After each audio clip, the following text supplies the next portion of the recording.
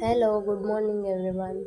ನನಗೆ ಬ್ಲಾಗ್ ಮಾಡಬೇಕು ಅಂತ ತುಂಬ ದಿನದಿಂದ ಆಸೆ ಇತ್ತು, ಬಟ್ ಸ್ವಲ್ಪ ರೀಸನ್ನಿಂದ ಅದು ಡ್ರಾಪ್ ಔಟ್ ಆಗ್ತಾಯಿತ್ತು.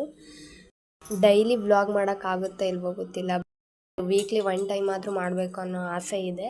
ಅದಕ್ಕೆ ರಾಯರ ಪೂಜೆ ದಿನಾನೇ ನಾನು ಸ್ಟಾರ್ಟ್ ಮಾಡಿದ್ದೀನಿ. ಬೆಳಿಗ್ಗೆ ಬೇಗ ಎದ್ದು ಎಲ್ಲ ಮನೆಯೆಲ್ಲ ಕ್ಲೀನ್ ಮಾಡಿ, ದೇವ್ರ ರೂಮೆಲ್ಲ ಕ್ಲೀನ್ ಮಾಡಿಕೊಂಡು, ಫೋಟೋ ಎಲ್ಲ ತೊಳೆದು ಎಲ್ಲ ಸ್ಟಾರ್ಟ್ ಮಾಡಿ ಪೂಜೆ ಚೆನ್ನಾಗಾಯಿತು. ರಾಯರನ್ನ ನಂಬಿ ಪೂಜೆ ಮಾಡೋಕ್ಕೆ ಸ್ಟಾರ್ಟ್ ಮಾಡಿ 2 ವೀಕ್ಸ್ ಆಯಿತು. ಅದೇನೋ ಗೊತ್ತಿಲ್ಲ, ಪೂಜೆ ಮಾಡೋಕ್ಕೆ ಸ್ಟಾರ್ಟ್ ಮಾಡಿದ ಮೇಲಿಂದ ಮನೇಲಿ ಒಂಥರ ಗುಡ್ ವೈಬ್ ಇದೆ. ಪೂಜೆ ಮುಗಿಸ್ಕೊಂಡು ಟಿಫಿನ್ ರೆಡಿ ಮಾಡಿದೆ. ಅಷ್ಟೊತ್ತಿಗಾಗಲೇ ಗೊಂಬೆ ಎದ್ದಾಗಿತ್ತು. ಅವಳಿಗೆ ಬೆಣ್ಣೆ ಬಿಸ್ಕೆಟ್ ತಿನ್ನಿಸಿ ನನ್ನ ಹಸ್ಬೆಂಡ್ ಡ್ಯೂಟಿ ಹೊರಟರು.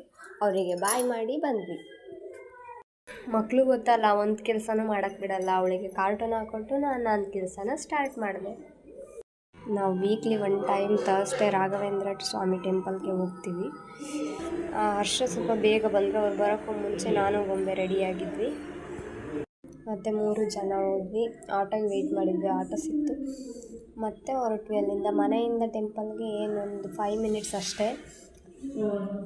ಮತ್ತು ಟೆಂಪಲ್ ಸಿಕ್ತು. ಮತ್ತು ಟೆಂಪಲಿಗೆ ಹೋದ್ವಿ, ರಾಯರ ದರ್ಶನ ತಗೊಂಡ್ವಿ. ಮತ್ತು ಬೆಲ್ಲದ ದೀಪ ಹಚ್ಚಿದ್ವಿ. ಮತ್ತು ಹೊರಗಡೆ ಕೂತಿರ್ತಾರಲ್ಲ ಅವರಿಗೆ ಕಾಣಿಕೆ ಕೊಟ್ಟು ಮತ್ತೆ ಮನೆಗೆ ಬಂದ್ವಿ.